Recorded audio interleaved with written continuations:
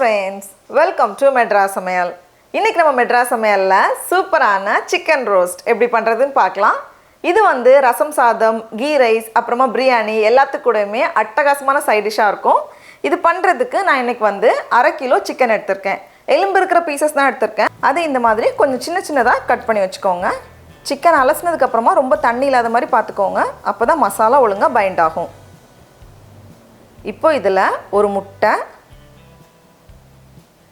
கொஞ்சமாக மஞ்சள் தூள், 1 டீஸ்பூன் மிளகாய் தூள், 1 டேபிள் ஸ்பூன் அரிசி மாவு, 1 டேபிள் ஸ்பூன் சோள மாவு, கூடவே தேவையான அளவு உப்பு, கொஞ்சமாக மிளகு, பாதி எலுமிச்சை பழத்தோட சாறு எல்லாத்தையும் சேர்த்துட்டு நல்லா கலந்து வச்சிடலாம்.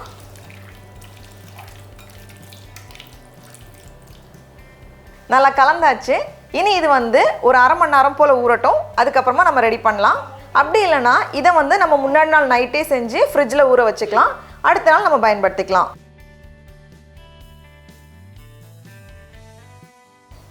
நல்லா ஊறியாச்சு. இனி இதை வந்து கொஞ்சமாக எண்ணெய் சேர்த்து ஷாலோ ஃப்ரை பண்ணி எடுக்கணும். அப்போ வந்து அந்த டிஷ்ஷில் பொரிச்ச சிக்கன் சேர்க்கும்போது இன்னும் ரொம்ப நல்லா டேஸ்ட்டாக இருக்கும். நிறைய எண்ணெய் சேர்த்து பொரிக்கணும்னு அவசியம் இல்லை. கொஞ்சமாக எண்ணெய் சேர்த்து எல்லா பக்கமும் கிறிஸ்பி ஆகிறது வரைக்கும் பொரிச்சா போதும். எண்ணெய் சூடானதும் சிக்கனை உள்ளே சேர்த்துக்கோங்க. சேர்த்துட்டு மிதமான சூடில் கொஞ்ச நேரம் இது வந்து பொரியட்டும். இப்போ பாருங்கள், எல்லா பக்கமும் நல்லா பொரிஞ்சு வந்ததும் இதை எடுத்து நம்ம வெளியே வச்சிடலாம். சிக்கன்லாம் பொரிஞ்சு ரெடியாக இருக்குது. அடுத்தது வந்து நம்ம ரோஸ்ட் பண்ண ஆரம்பிச்சிடலாம். அதுக்கு வந்து ஒரு பேனில் 3 டேபிள் ஸ்பூன் போல் எண்ணெயை சூடு பண்ணிக்கோங்க. நம்ம ஏற்கனவே சிக்கனை பொரிக்க பயன்படுத்தினோம்ல, அந்த எண்ணெயே போதும். எண்ணெய் சூடானதும் இதில் வந்து ஒரு துண்டு பட்டை, 2 கிராம்பு, 2 ஏலக்காய், கூடவே 2 காஞ்ச மிளகாய், 2 பச்சை மிளகாய், ஒரு கொத்து கருவேப்பிலை இலை, கடைசியாக 1 டேபிள் ஸ்பூன் இஞ்சி பூண்டு விழுது எல்லாத்தையும் சேர்த்துட்டு லைட்டாக ஒரு வாட்டி மிக்ஸ் பண்ணிவிட்டு நம்ம வந்து வெங்காயம் சேர்த்துக்கலாம். நான் இன்றைக்கி வந்து 2 வெங்காயத்தை இந்த மாதிரி சின்ன சின்னதாக வெட்டி வச்சுருக்கேன். சேர்த்துட்டு வெங்காயம் கொஞ்ச நேரம் வதங்கட்டும். இப்போ வெங்காயம் வதங்கினதும் இதில் வந்து நம்ம மசாலாலாம் சேர்க்கலாம். 1/4 டீஸ்பூன் மஞ்சள் தூள், 1/2 டீஸ்பூன் சீரகத்தூள், 1 டீஸ்பூன் கரம் மசாலா, 1 டீஸ்பூன் மல்லித்தூள், காரத்துக்கு ஏற்ப மிளகாய்த்தூள். நான் வந்து 2 டீஸ்பூன் எடுத்துருக்கேன். எல்லாத்தையும் சேர்த்துட்டு லைட்டாக 1 நிமிஷம் வதக்கிக்கோங்க. மசாலாவோட பச்சை வாசனை போனதும் இதில் வந்து 2 தக்காளியை இந்த மாதிரி சின்ன சின்னதாக வெட்டி வச்சுருக்கேன். அதையும் சேர்த்துக்கலாம்.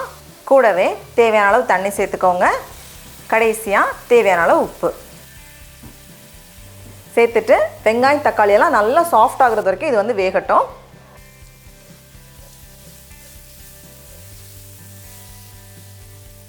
இப்போது வெங்காயம் தக்காளி நல்லா பேஸ்ட் மாதிரி ரெடியாகியிருக்கு.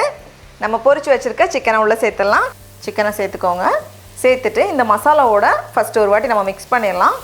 உங்களுக்கு வந்து ட்ரையாக போதும் அப்படின்னா இதை வந்து நம்ம ரோஸ்ட் பண்ணி எடுத்துக்கலாம். நான் வந்து இன்றைக்கி கொஞ்சம் செமி கிரேவியாக பண்ண போகிறேன். அதனால் 1 கப் போல் தண்ணி சேர்த்துருக்கேன்.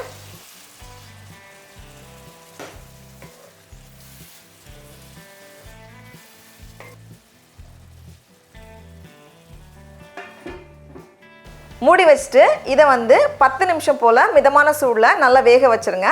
அப்போ தான் நல்லா ரோஸ்ட் ஆகி வரும். இருக்கட்டும்.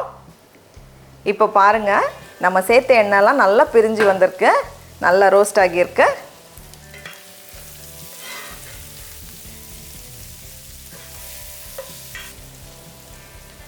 இப்போ இதில் கொஞ்சம் நறுக்கின மல்லி எல்லாம் சேர்த்துடலாம். சேர்த்துட்டு மறுபடியும் நல்லா கலந்துட்டு நம்ம ஸ்டவ்வை ஆஃப் பண்ணிட வேண்டியது தான். அவ்வளோதான். டடா, நம்மளோட சுவையான சிக்கன் ரோஸ்ட் ரொம்ப ரொம்ப சூப்பராக அழகாக தயாராகிடுச்சு. இப்போ இதை நம்ம டேஸ்ட் பண்ணி பார்க்கலாம்.